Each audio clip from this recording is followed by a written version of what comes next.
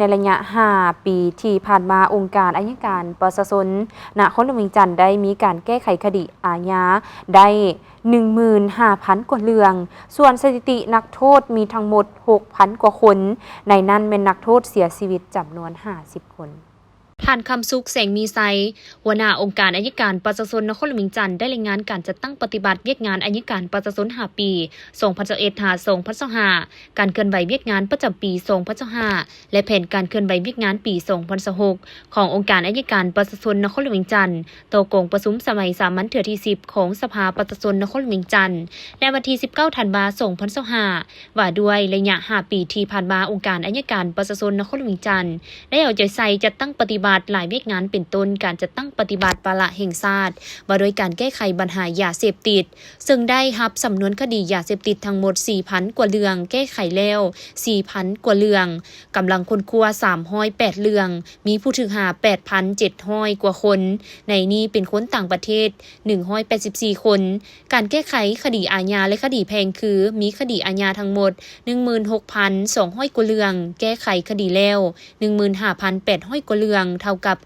97.40 ส่วนห้อยลื่นคาดหมายในนี้ได้แถลงและสั่งฟ้องไปยังศาล 8,111 เรื่องส่งคืนองค์การสืบสวนสอบสวน 2,485 เรื่องโจ๊กการสืบสวนสอบสวน3 เรื่องการสัตว์เมียนคดีทั้งสำนวนและสัตว์เมียนข้อหาใดหนึ่งในกรณีที่มีหลายข้อหาแต่เห็นว่าบางข้อกล่าวหาบ่มีข้อมูลนักแน่น617เรื่องกำลังคนครัว437เรื่องเท่ากับ 2.68 ส่วนห้อยส่วนคดีแพ่งมีทั้งหมด 2,600 กว่าเรื่องแก้ไขได้แล้ว 2,600 กว่าเรื่องเท่ากับห้อยส่วนห้อยพร้อมนี้ยังได้ติดตามกวดกาสถานที่กักตัวกักขังค่ายดัดสร้างและเวียกงานอภัยโทษสถิตินักโทษ 5 ปีมีทั้งหมด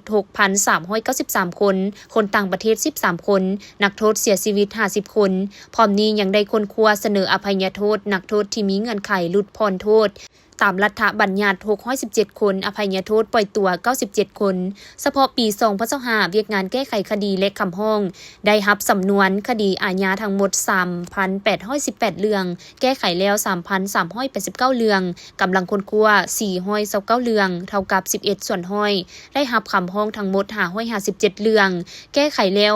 532 เรื่องกำลังคนครัว25 เรื่องได้รับคดีแพงขั้นต้น485 เรื่องแจ้งตอบไปยังศาลแล้ว485 เรื่องเท่ากับห้อยสันห้อยและได้รับคดีแพงขั้นอุทธรณ์113 เรื่อง